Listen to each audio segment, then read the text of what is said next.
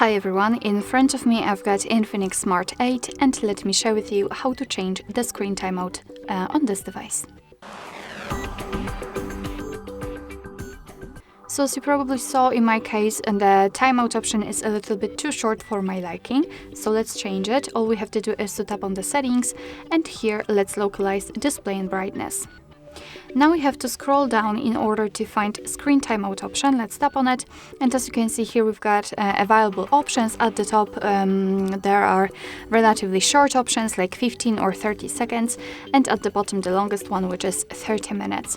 So all you have to do is to tap on the option like to use. As you can see, after tapping on the option, your device will notify it right here, which means that from now on, after 5 minutes of inactivity, of course in my case, this device will black out. Alright, so that will be all. Thank you so much for watching. I hope that this video was helpful, and if it was, please hit the subscribe button and leave the thumbs up.